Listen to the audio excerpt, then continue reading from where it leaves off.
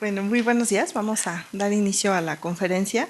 Me da mucho gusto estar aquí a nombre del doctor Manuel Suárez, director del instituto, para presentar la conferencia La región sureste y Chiapas en la migración internacional a principios del siglo XXI, cambios y continuidades, que impartirá el doctor Guillermo Castillo Ramírez.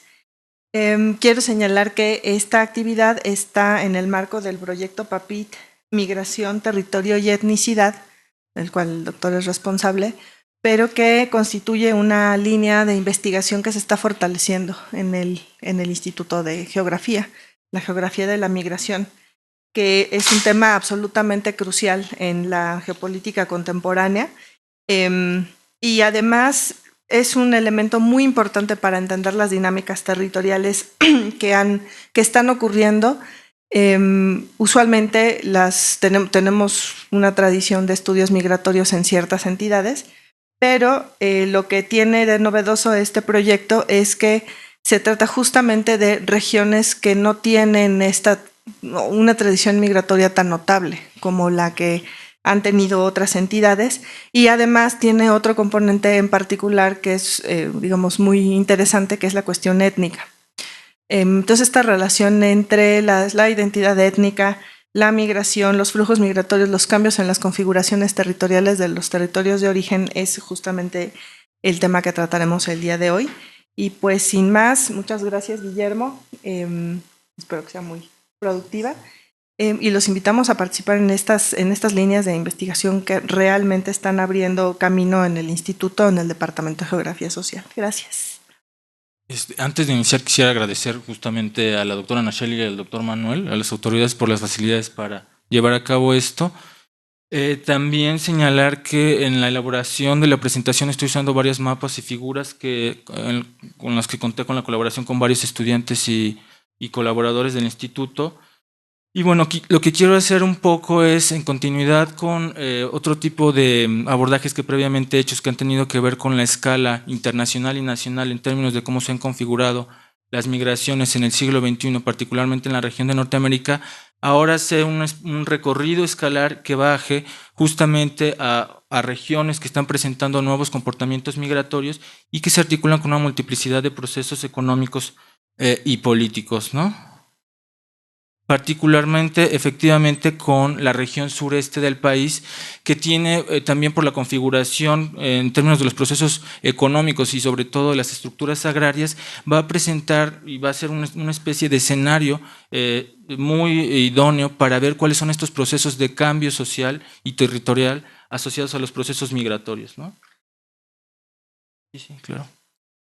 Bueno, inicio diciendo algo que es una obviedad, pero que es conveniente recordar. Las migraciones han sido uno de los procesos más constantes en términos de la historia del género humano en diversas latitudes, pero sin embargo a partir del siglo XVI y especialmente los últimos 2 siglos han cobrado una importancia especial.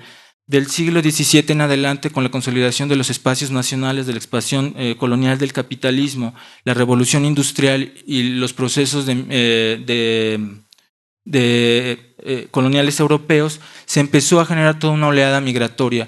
Esta se vino a montar sobre otro nuevo proceso que tiene que ver con el cambio del modelo económico orientado hacia los estados neoliberales y los procesos de globalización, y va a generar una nueva dinámica. Sin duda, las migraciones son unos rostros contemporáneos de la globalización y habrá que entenderlos justamente en el entramado de esta serie de relaciones.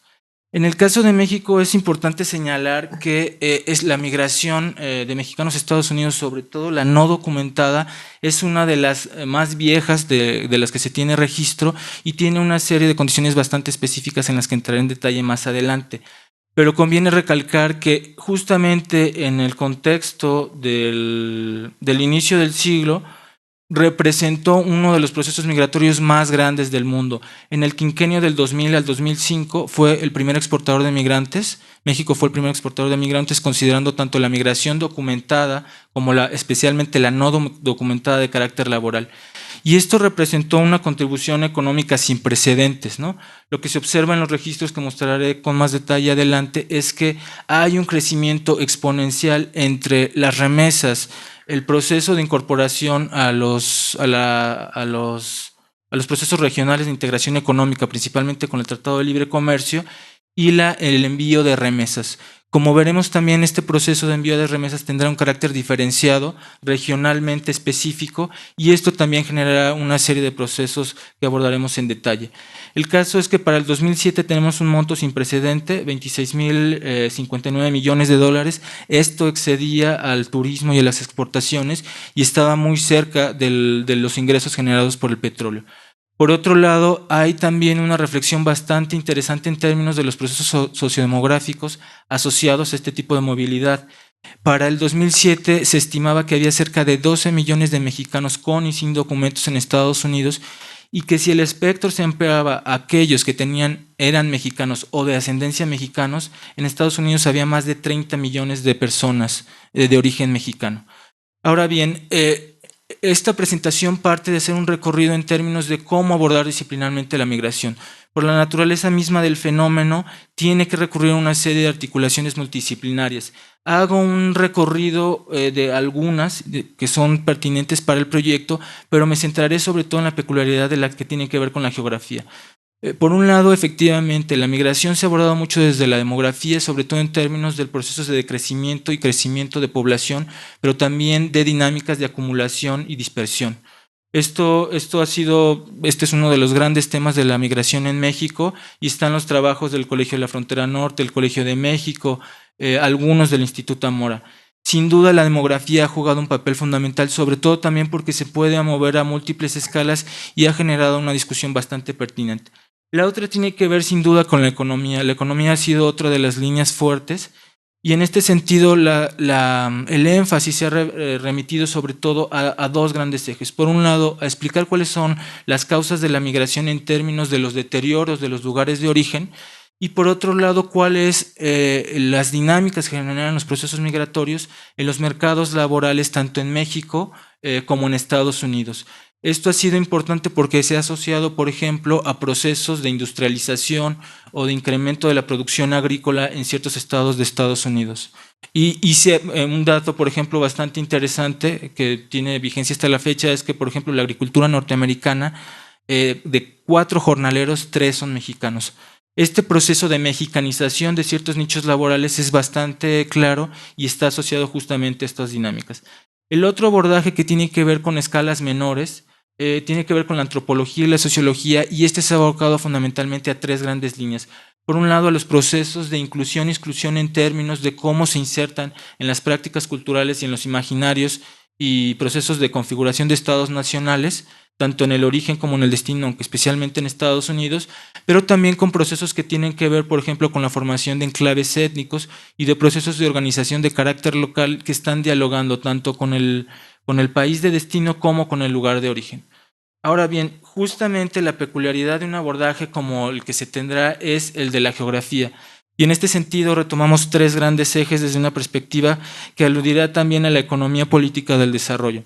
Por un lado, lo que vamos a hacer es, hay una caracterización de la migración en términos de procesos de movilidad de población humana en el entendido de resolver necesidades, y en este sentido hay 3 formas de abordarlos. Por un lado, las relaciones espaciales y los patrones de las migraciones. Esto, como veremos, estará muy presente, y un eje de la presentación es ver cuál fue el contraste entre finales del siglo XX y principios del XXI y cómo se van a formar nuevos enclaves migratorios en la región sureste vinculados a procesos de deterioro agrícola. La otra, que también está vinculado con lo previamente dicho, tiene que ver justamente con todos aquellos efectos y repercusiones en términos territoriales de la migración, tanto en el origen como en el destino. Yo me centraré sobre todo en términos del origen, porque esta es una de las discusiones fuertes que ha tenido que ver con la manera en cómo se piensan las nuevas ruralidades, particularmente en México. Los procesos de cambio y de reconfiguración territorial en las estructuras agrarias no son nuevos, tienen una larga génesis y están vinculados desde la inserción y la apuesta por la consolidación del Estado Nacional con una vertiente de producción capitalista hasta los procesos migratorios que vendrán a solo sumarse a esta idea de repensar la relación entre el dentro de la comunidad y el afuera. Y finalmente la geografía también aborda una perspectiva que puede ser sumamente fértil en términos del abordaje multiescalar o por escalas. En este caso lo que veremos justamente es cómo se articula desde escalas globales y o regionales con procesos que tienen que ver con determinadas entidades del país o con procesos nacionales o intranacionales. Ahora bien, esta discusión también tiene otra articulación que es generalmente la migración no documentada en México se ha pensado en términos de dos grandes discusiones. Por un lado, la que tiene que ver con la relación entre los recursos sociales, económicos y políticos de los migrantes, y desde aquí se asumía que no había una relación clara entre pobreza y migración internacional. Esto lo demostraron Durán y Massey por más o menos 20 años, y a lo que llegaban era a explicar que la migración se concentraba justamente en una serie de estados que tenían niveles de desarrollo más o menos medios o altos. Lo que mostrará esta presentación es justamente que hay que repensar esto en el tenor del cambio del siglo y los procesos de reestructuración económica. La reestructuración económica lo que va a hacer es que se encadenen a estos procesos de movilidad laboral nichos agrícolas con claras condiciones de pobreza y que generen nuevos procesos de apropiación territorial. La otra tiene que ver con algo que ha sido muy discutido y es en términos de cómo pensar la migración no como un proceso aislado que tiene una lógica propia.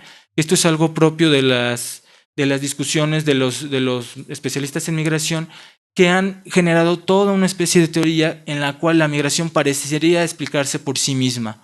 Lo que van a decir ciertos autores como Bustamante en el Colegio de la Frontera Norte o el grupo de la Economía Política de la Universidad de Zacatecas es que la migración no puede ser entendida si no se tiene esta serie de marcos previos, ¿no? Y en este sentido, como se verá, será una relación muy clara entre la crisis en México como lugar de origen y Estados Unidos como lugar de recepción en términos de los procesos de articulación para la obtención de mano de obra. Ahora bien, la migración México-Estados Unidos tiene una condición bastante sui generis en dos términos. Por un lado, presenta una serie de rasgos que son comunes a prácticamente muchos de los procesos masivos de migración internacional, pero también tiene una serie de características distintivas. Y esto también lo vuelve un escenario para pensar la migración muy, muy específico y fructífero. Por un lado, los rasgos comunes tienen que ver justamente con esta idea de cómo trabajadores que no tienen condiciones dignas en sus contextos locales tienen que salir a buscarlos. Y esto alude justamente a lo que Sassen, Márquez y Delgado han abordado en términos de los problemas del desarrollo que tiene implícito y estructuralmente la migración. Los otros tienen que ver con otros dos ejes fundamentales. En esto ha habido una diversidad de estudios bastante amplia y que tienen que ver con cómo se estructuran las redes migratorias, en términos de qué recursos usan los migrantes, cómo se valen de relaciones familiares y comunitarias para llegar a esto.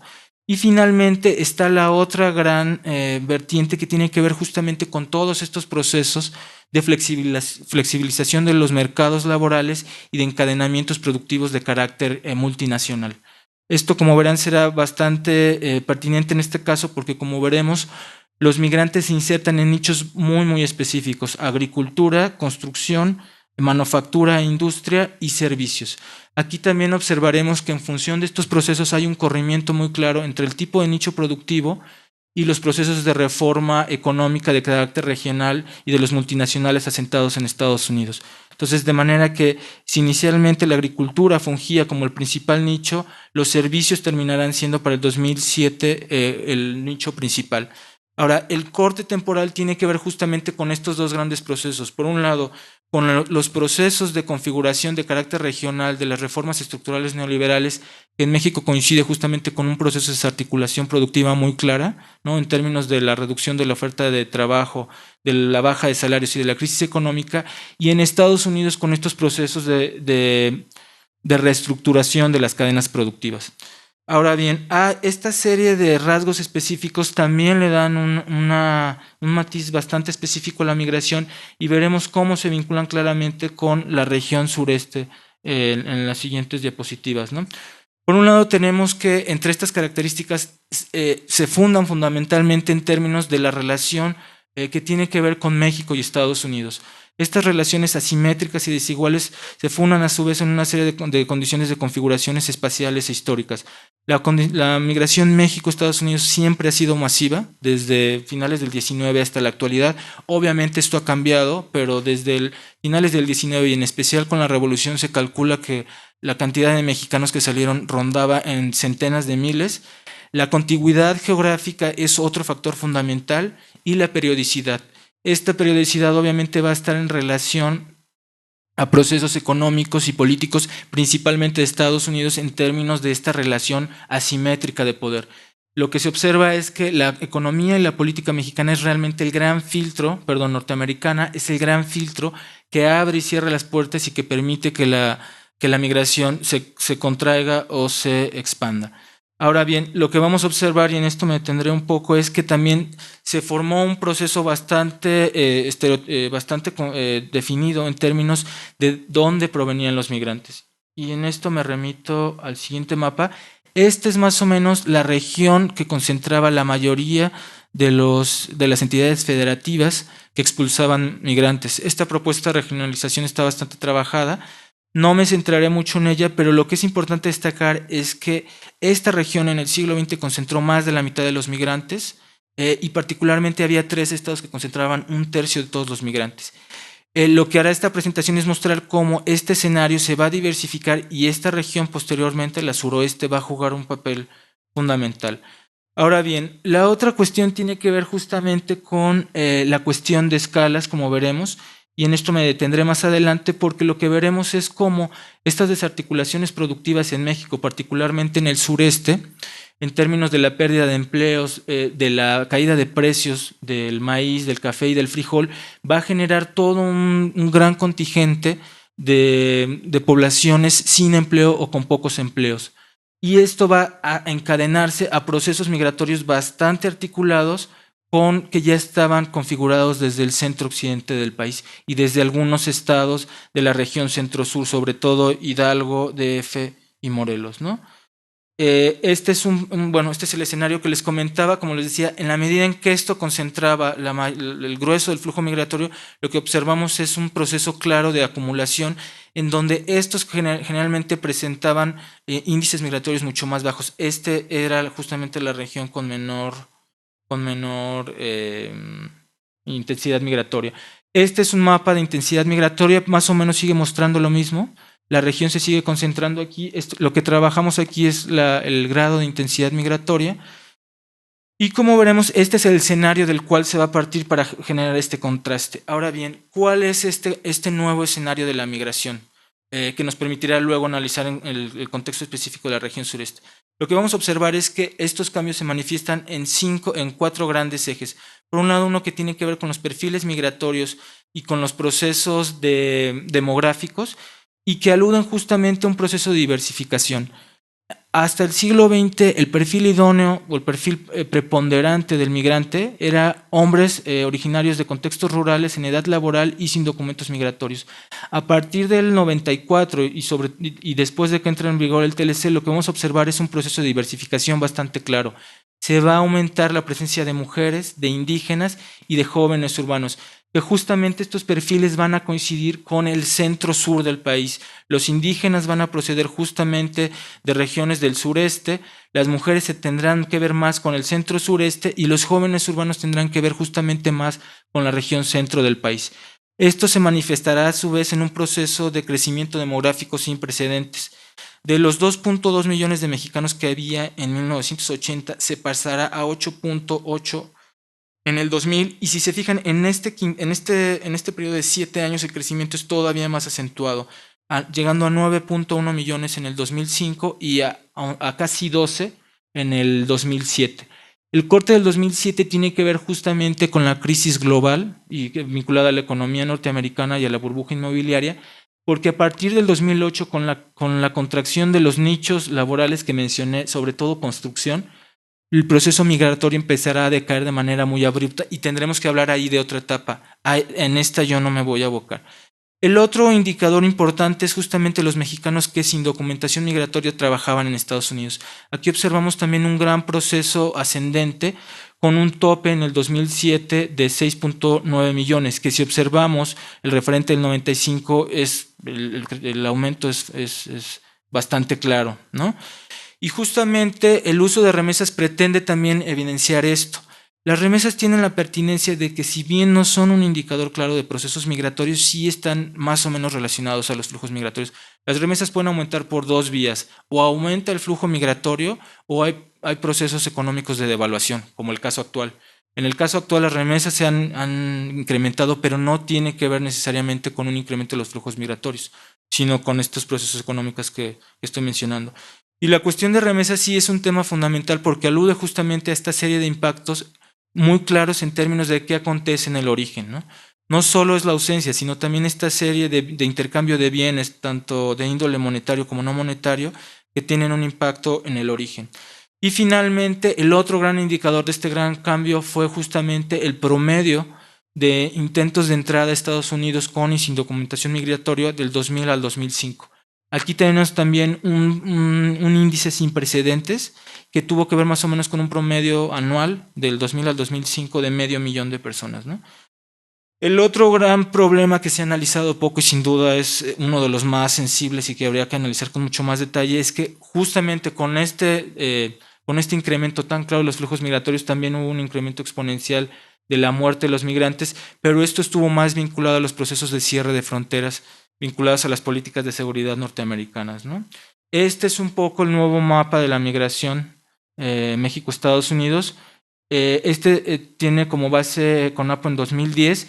Aunque no tenemos datos para el 2007, esto todavía alcanza a demostrar esta diversidad. Y fijan, este núcleo que era el fuerte ya está mucho más fragmentado. Observamos ya que estados que estaban en la región centro y centro-sur empiezan a jugar un papel fundamental, como Oaxaca e Hidalgo, ¿no? Y esto tiene una relación muy clara con esto que comentaba, de ser un proceso claramente concentrado en términos regionales en el centro-occidente, empieza a tener un proceso de dispersión bastante claro.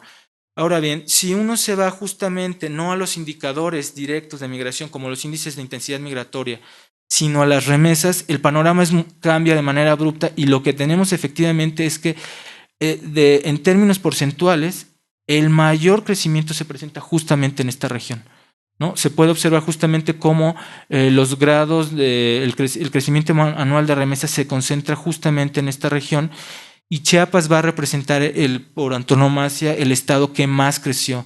Es de ahí justamente que se justifica en términos de estos procesos regionales migratorios, pero también a escala nacional, la elección de este caso de estudio.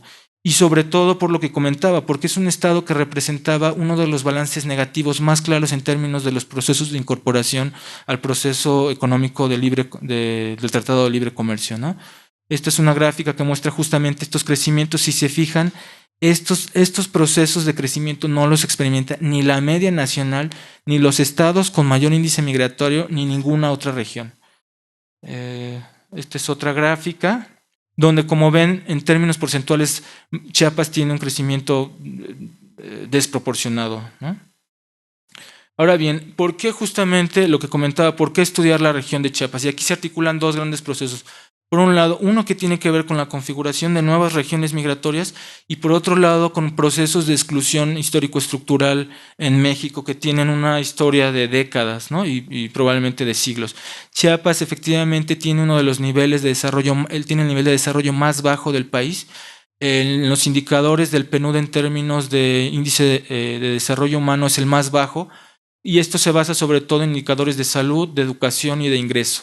En términos de mortalidad infantil y materna, Chiapas es el primer sitio y se concentran estos índices sobre todo en el contexto rural y en las zonas indígenas.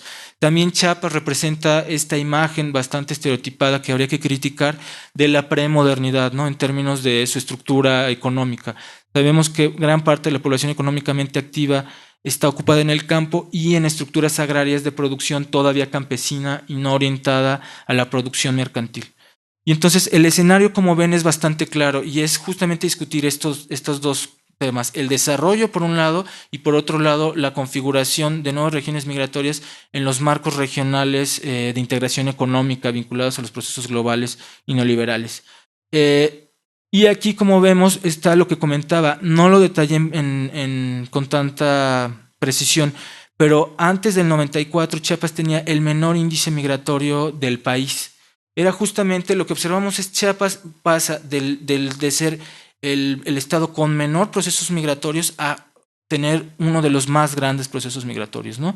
Y en este sentido está este debate que comentaba, cómo pensar justamente la relación entre migración y pobreza. Y aquí habría que ver cómo se dimensiona esto en términos de los procesos de atracción de fuerza de trabajo.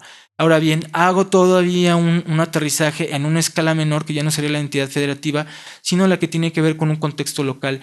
Y particularmente me bajo a un municipio que experimentó uno de los mayores índices de crecimiento migratorio y que además está considerado como uno de los municipios con mayor índices de pobreza a nivel nacional y de Chiapas, y que tenía a su vez una estructura agraria bastante tipificada en términos de procesos premodernos y precapitalistas. Aquí todavía encontramos hasta más o menos 1980, no, hasta todavía el 94 había fincas funcionando más o menos de manera efectiva, ¿no? Que justamente tiene que ver con una serie de procesos políticos y económicos bastante apoteósicos en Chiapas, el levantamiento zapatista, el proceso de reparto agrario y también con la zona cafeticultora que no está vinculada a los procesos mercantiles, como sería el Soconusco y parte de la frontera.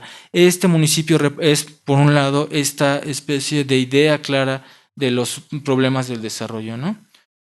Ahora bien, ¿cómo se manifestó esto en Chiapas? Pues lo que les comentaba. Por un lado, la migración coincide o se empata, se da en términos de lo que va a ser una crisis de la agricultura fuerte en Chiapas en dos grandes ejes. Una que tiene que ver con toda la desarticulación productiva de subsidios del Estado, la desarticulación y caída de IMCAFE, la reducción de insumos y subsidios, pero también con dos procesos internacionales, la caída del precio del café y la caída de los precios de cultivos básicos para la alimentación de las sociedades campesinas, como van a ser el maíz y el frijol. Y esto justamente, aquí es donde la migración se articula en términos de una opción para generar recursos viables. En un término de adversidad económica, estas comunidades campesinas empiezan a encadenarse a estos flujos bastante articulados, pero a su vez se genera un proceso doble, también de desarticulación productiva rural. Entonces tenemos un proceso que tiene un carácter de mutua determinación. La migración también genera, de alguna manera, proceso de cambio en las sociedades campesinas y proceso de deterioro de estas sociedades campesinas. Esto se manifestó, como comentaba, en términos muy concretos en un aumento exponencial de 20 millones de remesas recibidas en el 95 para el total de la entidad a 921. El promedio de crecimiento respecto al 95 fue de 46 veces. Esto no, repito, es un índice de crecimiento que no lo experimentó nadie, ningún tipo de entidad federativa y que se distancia claramente de la media federal. Y por otro lado pasó del lugar 27 en el 95 en términos de recepción de remesas al lugar 11 ya desde el 2003, ¿no? Y en este sentido, un indicador también interesante es cómo el índice de recepción de remesas llevó justamente a paliar todo este proceso de deterioro. Lo que observamos es que los niveles de pobreza no cayeron tanto justamente por el papel de las remesas. Ahora, las discusiones tienen que ver con justamente cuál es el alcance efectivo del dinero que entra por la migración. Y el debate remite justamente a la idea de que las remesas no resuelven problemas estructurales. Lo que resuelven son condiciones elementales de vida, pero no son realmente un motor de desarrollo, no generan procesos productivos. Y por otro lado, lo que vamos a observar en términos de cómo se configura en términos espaciales la migración es que Chiapas es un experimento de los nuevos procesos migratorios. Vamos a observar que se dirigen fundamentalmente, aunque no solo a 3 estados de la Unión Norteamericana, California, Carolina del Norte y Georgia. California es un sitio de recepción tradicional e histórica de la migración, pero lo que va a mostrar esta diversidad de ciudades es que cuando tú tienes un flujo migratorio nuevo, los destinos se diversifican y son bastante heterogéneos. Cuando un proceso migratorio se consolida y es añejo, lo que observas es una especialización productiva. Por ejemplo, la migración de Jalisco, Michoacán, Zacatecas a California es bastante vieja y sabemos que se concentra en la agricultura. Chiapas representa otro escenario. Aquí observamos que se van a la agricultura, a la construcción, a la manufactura y especialmente a servicios, sobre todo en la costa este. que sería el caso justamente de ciudades como Atlanta, Raleigh, Washington, Filadelfia y Nueva York. En Nueva York se sabe que el grueso de los migrantes se concentran en área de servicios, sobre todo en enclaves comerciales, ¿no? Ahora bien, ¿cómo se manifiesta esto en el origen, ¿no? Ya sabemos que allá hubo un proceso de dispersión bastante claro. En el origen vamos a observar también un proceso de diversificación bastante sugerente que además coincide justamente con aquellos municipios y regiones que tuvieron un mayor impacto en términos de las repercusiones de las caídas de los precios del café y del maíz y de desarticulación productiva. Entonces tenemos que de 124 municipios, 33 que se concentran justamente en el extremo suroccidental, son los que experimentaron el mayor crecimiento.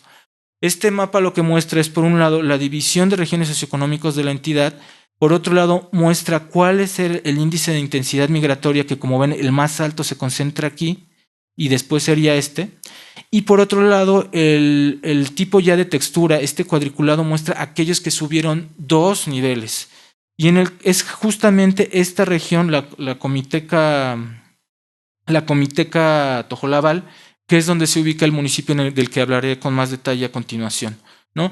Pero como ven, lo que se observa es justamente un proceso que todavía en el 95 era bastante diversificado. Aquí se observa un proceso de concentración específicamente en esta zona y de menor concentración acá, y que se aleja claramente de la capital, de la ciudad primada del estado, que sería Tuxtla Gutiérrez, y que se vincula justamente en estos enclaves se dan justamente los procesos de producción agrícola de carácter mayoritariamente campesino, aunque en el Soconusco también coincide con todo el proceso de producción del café de manera industrial, claramente, ¿no? Y esto es interesante porque lo que vamos a observar es también que esto empata con procesos migratorios previos. En Chiapas se había observado que aquí había un proceso de migración interno bastante acelerado, y aquí, en el transcurso del siglo XX. Entonces, como ven, hay por lo menos 4 procesos que se articulan. Estructuras agrarias bastante tipificadas como campesinas en términos de producción de autoconsumo, de procesos de control de tierra de facto y de relación desigual, pero también en procesos de producción agrícola de carácter mercantil y de procesos de deterioro agrícola de finales del siglo XX. Ahora, ¿cómo se aterriza esto en una discusión de escala local? Y esto suena bastante interesante, sobre todo en términos de que el territorio, en términos del espacio apropiado de manera práctica y sociosimbólica, permite ver cuáles fueron los impactos concretos de esto. Como comentaba, Las Margaritas es el escenario ideal justamente por encontrarse aquí, ¿no? Y esto se manifestó justamente en 3 grandes ejes. Lo que se trató de observar en campo fue cuáles eran los cambios que se observaban en términos del territorio en 3 grandes ejes, en términos de organización del trabajo de la tierra, en términos productivos y en términos familiares. Y lo que se observó fue lo siguiente: la tierra efectivamente ya no es trabajada por los campesinos ausentes, por los migrantes, pero se observó que hay un proceso de vinculación de carácter mucho más simbólica, cultural. Mientras la tierra y la comunidad es vista de manera distinta por los adultos que no migraron, por los jóvenes que sí migran, lo que sí observamos es que los migrantes en el destino, en Estados Unidos, generan procesos de vinculación muy clara. No solo porque su familia vive ahí, sino porque muchas veces pagan para que la tierra se siga cultivando, independientemente de que esto tenga un sentido o una valoración económica o no. Muchas veces es más rentable en términos solamente económicos comprar los insumos que sembrar la tierra, pero el hecho de que se siembre la tierra habla justamente de este otro tipo de carácter de vinculación más de corte simbólico y de vinculación histórica, ¿no? Y por otro lado, lo que se observa es que las comunidades han generado toda una nueva valoración en términos del trabajo de la tierra. A muchos de los ejidatarios y de las autoridades lo que les interesa no es necesariamente el trabajo de la tierra en términos productivos, sino en términos de cohesión social. Y entonces aquí lo que se hace es enfatizar que el que se va tiene que comprometerse a mantener una serie de cargos y labores comunitarias. Y aquí se generan estructuras de negociación y control que van desde el pago por esta labor no realizada hasta que la familia pueda suplir al migrante ausente. Y entonces los hermanos, los padres, los hijos lo que hacen es tal cual tener una doble jornada de trabajo comunitario para cubrir al migrante ausente. Por otro lado, hay una discusión bastante profunda en términos del uso de las remesas. Efectivamente, las remesas van a generar también o pueden generar un proceso de una relación diferente con el territorio a escala local, sobre todo si se deja de sembrar la tierra. Recuerdan que mencioné estos dos escenarios. Pero la otra es que también pueden generar procesos de diferenciación socioeconómica. Es muy claro en las comunidades quién se fue a Estados Unidos y quién no. En general, el contexto en donde se hace trabajo de campo son casas de tabla, de tabla, a veces con cimientos de cemento y con lámina. Cuando un migrante va a Estados Unidos y está más de 3 años, generalmente puede edificar una casa de concreto, comprar un automóvil y comprar tierra. Esto genera una serie de procesos socioeconómicos que habría que ver si efectivamente llevan eventualmente a procesos de consolidación de clase. Esto es bastante prematuro, pero lo que sí se observa es que sí hay una generación de estatus y de diferenciación y que genera obviamente una serie de tensiones internas, sobre todo en términos de lo que mencionaba, de los adultos y los jóvenes. Mientras los jóvenes empiezan a tener una relación distinta con los bienes materiales, los adultos siguen pensando que lo que tiene que primar es la idea de comunidad y la fortaleza del tejido colectivo. Ahora bien, ¿cuál es el papel del dinero? Justamente estimula o reduce la producción agrícola y aquí exploramos varios escenarios. Por un lado, es cierto que entre los jóvenes fomenta una relación de mayor dependencia con la economía. Se empiezan a observar procesos de mayor dependencia de la paga, del dinero, y esto genera también tensiones internas muy claras. Aquí también la idea de valorar más la vinculación sociosimbólica con la tierra y de la tierra no solo como un medio de vida, sino no solo como un medio de vida en términos económicos y de reproducción de las prácticas y de reproducción de las condiciones materiales, tiene que ser discutida en términos también de las valoraciones simbólicas y culturales. Para los adultos, la tierra representa justamente la capacidad de haber salido de las fincas y de haber generado un proceso comunitario. Y aquí lo que observamos es una serie de tensiones que están en disputa y que eventualmente pueden resolverse o no. Pero tampoco se puede negar que efectivamente hay una mejoría parcial y temporal de las condiciones materiales de existencia de aquellos que reciben remesas. Obviamente esto es bastante efímero. Una vez que el migrante regresa y si no genera procesos productivos, esto eventualmente decaerá.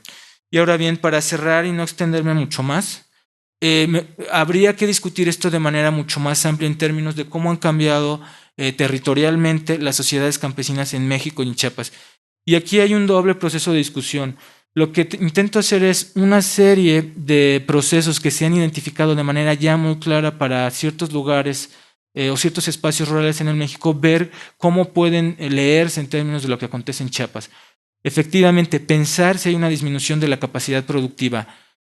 Lo que observamos acá es que sí se presenta a escala local en algunos casos esto, pero que en otros justamente el tejido comunitario ha sabido reemplazar esta especie de ausencia que tentativamente se presentaría.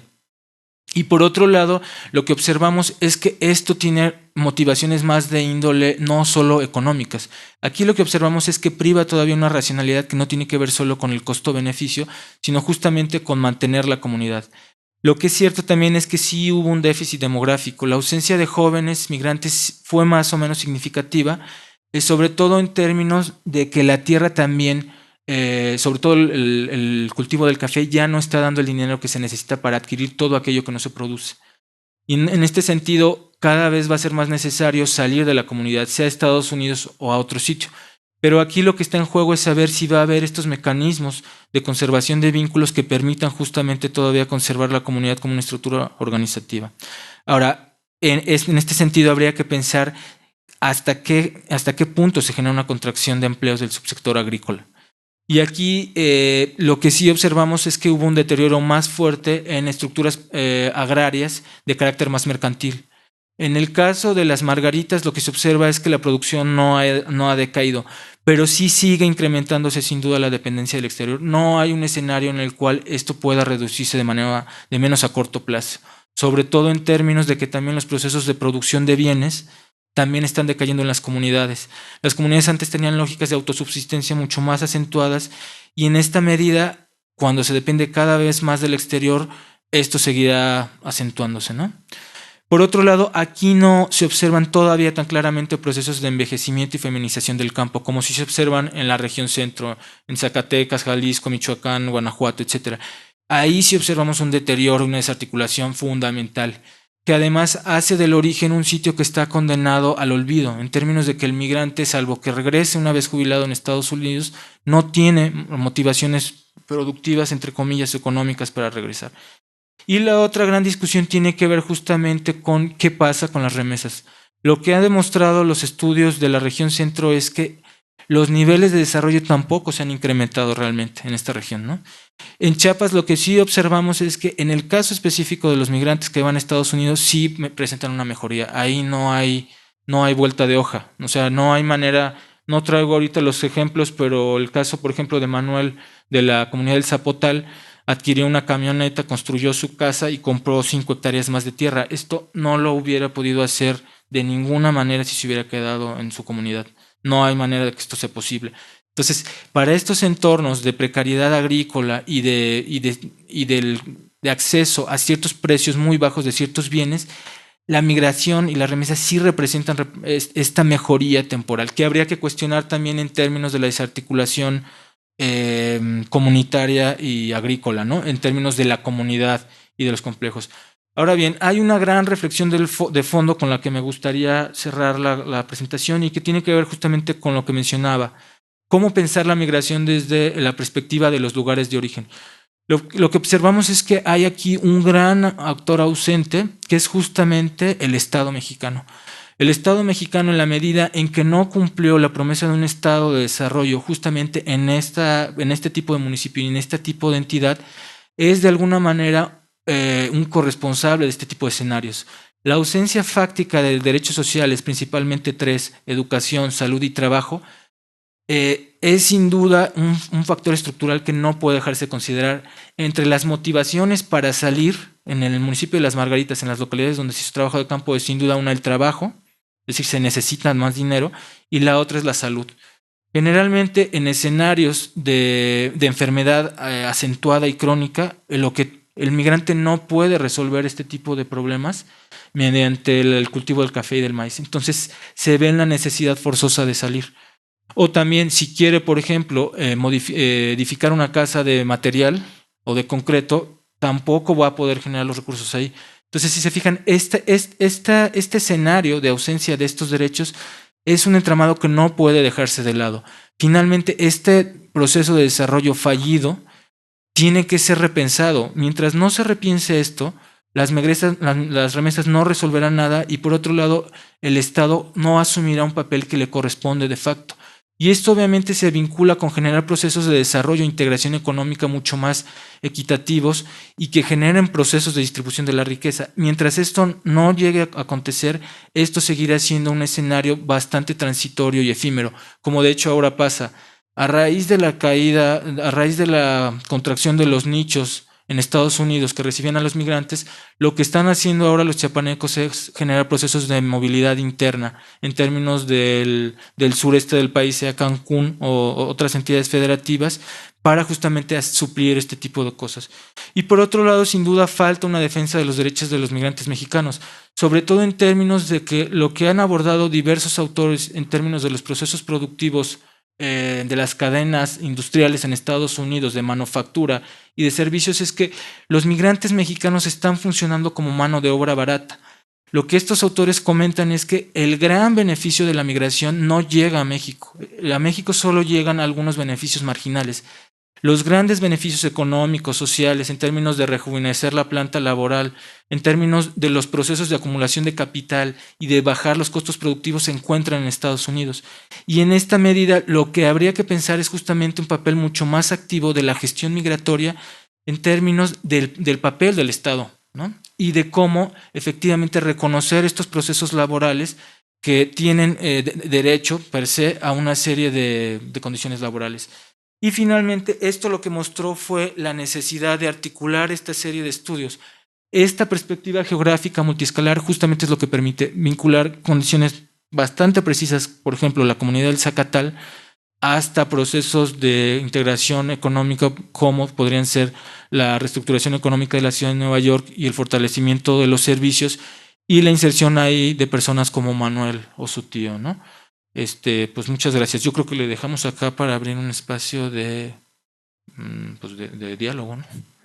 Muchas gracias.